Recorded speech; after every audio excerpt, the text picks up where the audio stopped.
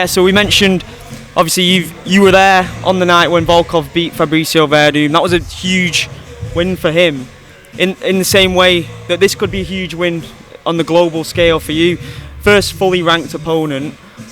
He's one of the taller guys in the sport in general, in the heavyweight division. I remember he fought Stefan Struve years ago, and that was like the battle of the giants.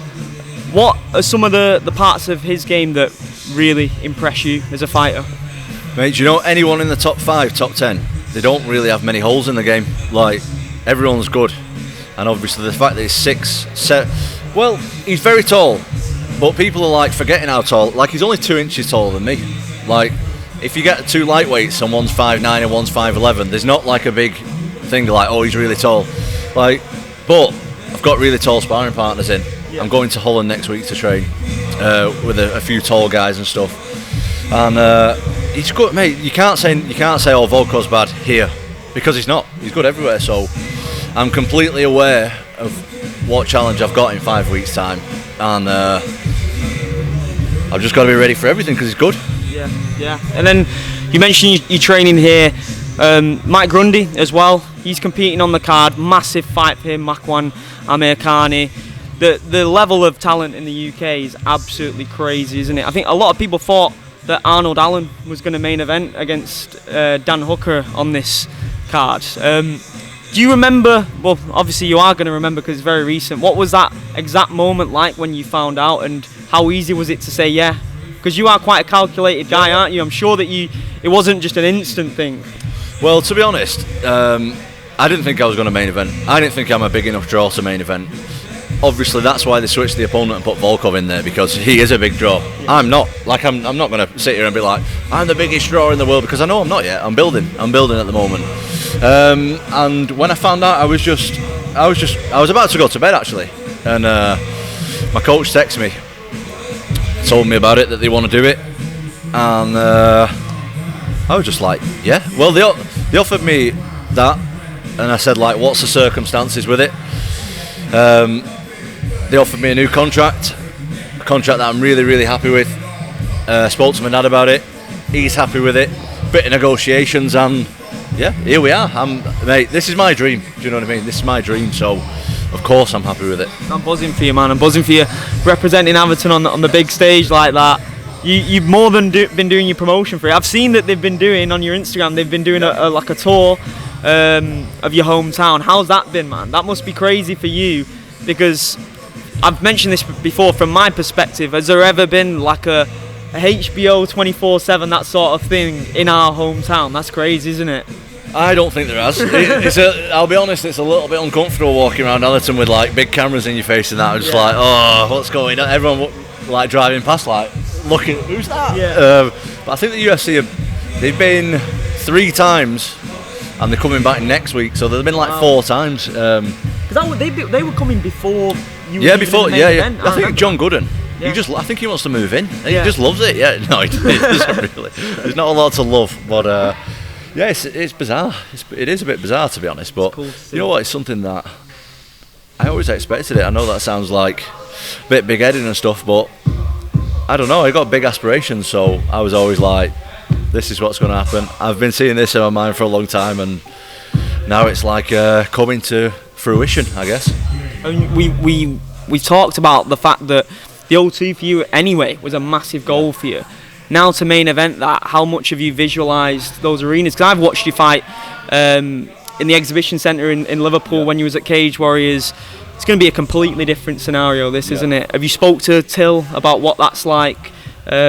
He's obviously headlined there before. He's headlined in his hometown here in Liverpool as well. Yeah, of course. I spoke to everyone. I spoke to Bisping, spoke to Till, anyone who's headlined. I've spoke to them, but no advice beats experience, does it? Do you know what I mean? It's like you've got to do it to feel it. Volkov's felt it. I've not.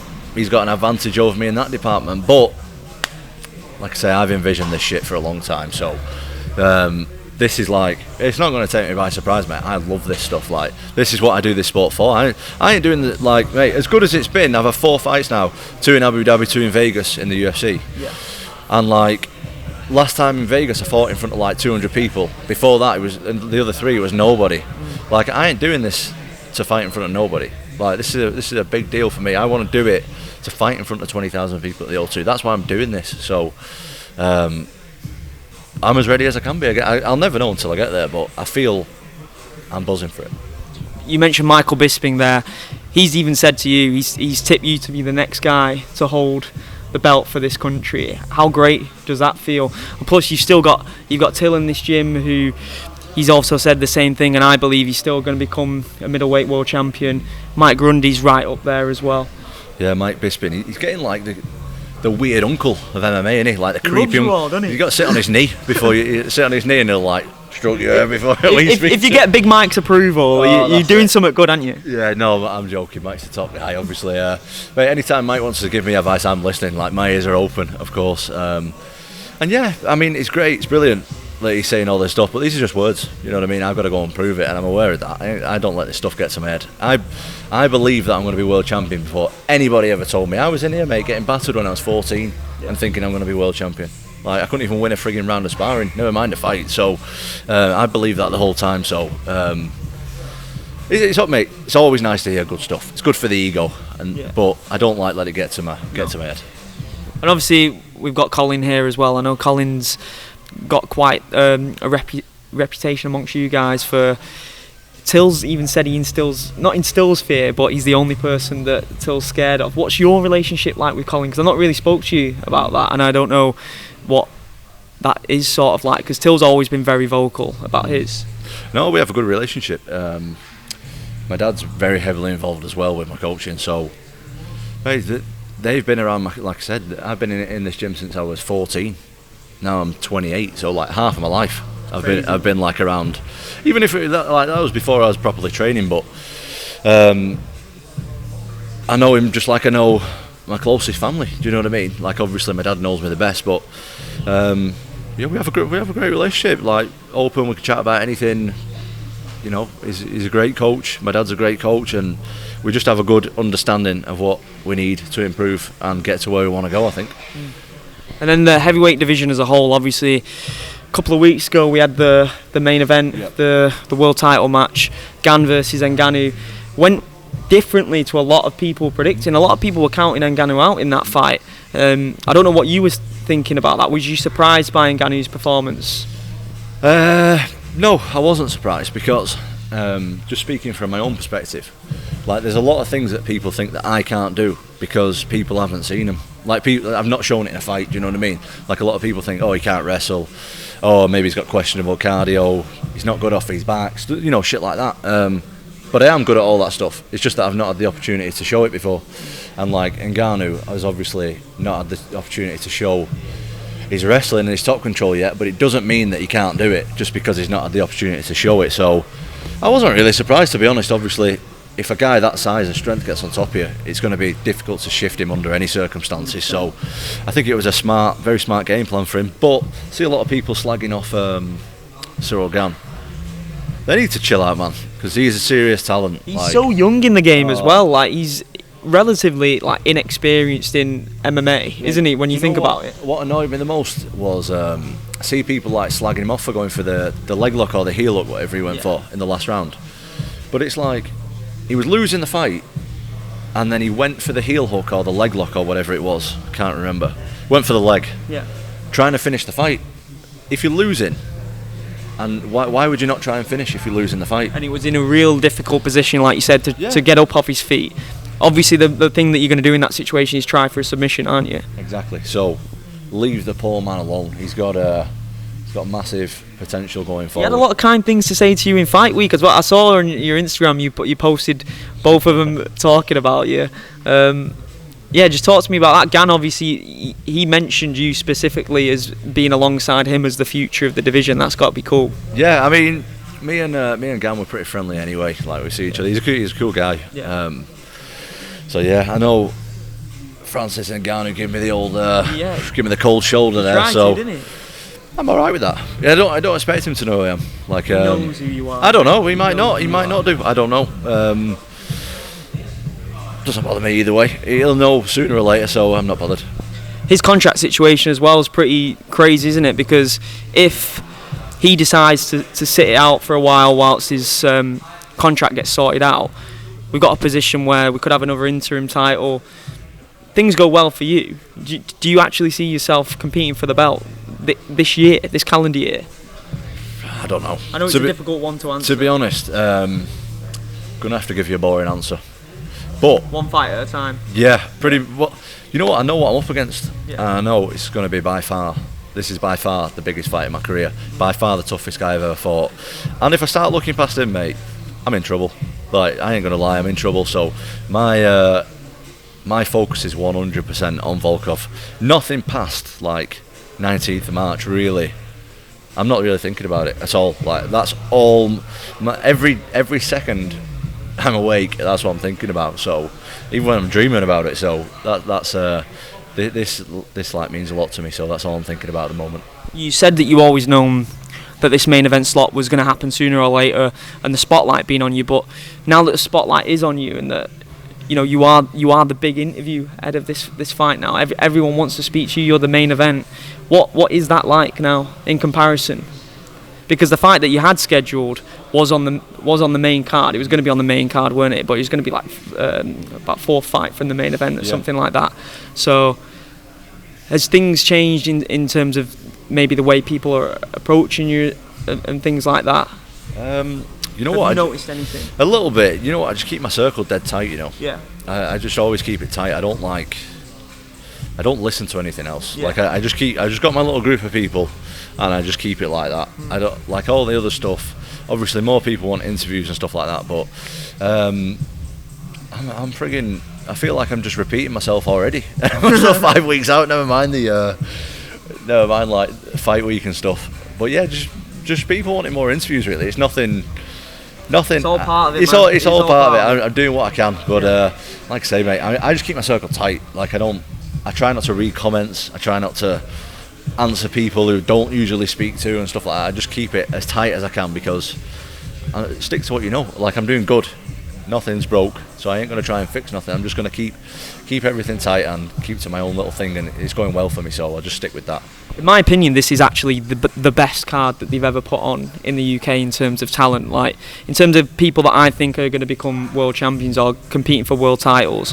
What's it like having guys like Paddy Pimblett, Molly McCann on your undercard? Like, that's the crowd that them guys are going to generate, as well as yourself, as well as Mike. It's going to be nuts, innit? Do you want me to be honest? Go on, be honest. I'll be honest. Couldn't give a shit. You couldn't give a shit? No. Oh, that's me being honest. You just focus nothing on yourself. Against Mike. Mike's over there right now. Good friend of mine. Yeah. Nothing against Paddy. Nothing against Molly. Nothing against Arnold Allen. Nothing against Paul Craig. These are all like people I'm friends with. All I'm thinking about is Volkov. That's it. Yeah. I'm not bothered about nothing else. Nothing else matters. That's it. I'm just thinking about my fight, and nothing else is really important to me, to be honest. That's crazy, but I completely understand it as well. Do you have the fights on in the change room before yours, or are you just completely in the zone? You don't even want to know what's going on? No, I like to know what's going on, but like when I fight, I'm ice cold. Yeah. Like, I'm emotionless. Yeah. Nothing can bother me. Yeah. Like, outside, there's no outside distraction. Like, I'll watch the fights, I'll enjoy the fights, but I don't like. There's plenty of times, mate, I've fought and a teammate's got knocked out. Now, like 2 fights before mine. If that happens and one of your good friends get knocked out, it's upsetting. Yeah. But you have to be in the mind frame where that stuff can't affect you. Like, that outside, it's like all this crowd stuff. There's going to be 20, 30,000 people, whatever. Basically, the whole of Atherton's coming. Basically. That's crazy. And I can't consider that stuff. Like. You think I'm going to start freaking crying? Like, I can't think about that stuff. I'm just, like I said, I'm just like cold-blooded and emotionless when it comes to fighting. I'm there to do a job and enjoy myself and win my fight, and that's it. No, it's good to hear, man. It is good to hear. So just in terms of preparation then, obviously you're going to Holland, and then is it straight back here, or is there anywhere else that you're heading as well? No, so obviously predominantly my camp is done here. Team Cab on Liverpool, it always is. Got some great sparring partners coming over. Like today, you didn't say you missed it actually, but big wrestling guys, man. Yeah, that's what you text me as well. Yeah. That's obviously a key part of the game plan as well, isn't it? Dealing with obviously bigger guys. Yeah. So first we had this morning. We had Matt Dutchmel come down, who's like a 4-time world champion Thai boxer, who's 6'6", so he's tall. Then we had like multiple heavyweight wrestlers after that. So I'm preparing here, doing the pads with Colin, doing the training with my dad and my brother, as we always do, and and then we're going over to Holland just to put a few extra tips on it all, do a few extra big bodies and that, but most of my training is always done here. Last time I spoke to you, from what I remember, you said you still not had any interaction with Dana White. Has that changed since this main event, or are you still dealing with the matchmakers? And how much are you looking forward to picking that guy's brain? Absolute legend of the game, isn't he? Yeah, I've still never met him. I still never spoke to him. I'm looking forward to meeting him. Yeah, I'm looking forward to it. To be honest, I don't even deal with the matchmakers. My management does that. I don't do nothing. Like I just train and that's it. Like I don't do nothing. Yeah. But yeah, I look forward to meeting him. I like meeting people. So obviously he's a legend. And yeah, I look forward to that definitely. Yeah, I mean, he came to the Liverpool card last time. I know he has a bit of problem with his. He has a condition where when he flies, he has equilibrium issues. Oh, does he? Yeah. He got hit when he was younger. I think he got jumped or something. So hopefully, COVID related issues won't be there or anything. He can be there on fight night, because that would be awesome. I hope so. I'm not counting on it. I'm not counting on it, but I don't know. I don't know if he will or not. Again, none of this stuff matters to me. Yeah. I'm just thinking about, I want to put on the best performance. I just want to put on a good performance, and that's it. I'm not bothered about nothing else. I have to ask you as well, good friend of yours who you trained with a long time ago, Tyson Fury, the Dillian Whyte fight looks like it's going to happen. Yes. How great of a matchup is that from your perspective, and how do you see that one going? You see that bag over there? Is that you got Volkov's chin on it? Yeah, any bag. Yeah, okay. Yeah, Not that one. Yeah. Tyson might as well just hit that. Yeah. That's how hard the fight's going to be. He'll school him. It's absolutely school him. His level's above him. And it's nothing against Dillian Whyte, do you know what I mean? I think he's good, but Tyson is he's just miles better than anybody. Like, I've seen him spar so much in the gym. He's just miles better than anybody I've ever seen, so yeah, easy win for Tyson. That's good stuff, man, and I really appreciate your time. We'll leave it there. I know that I've been on to you, I've been mithering you, and I'm going to put that on record on camera. Okay. I've probably been the most annoying man ever. No, not at all. I appreciate your time, man. Thanks. Thank you so much. Thanks, mate. Appreciate it. Thank you.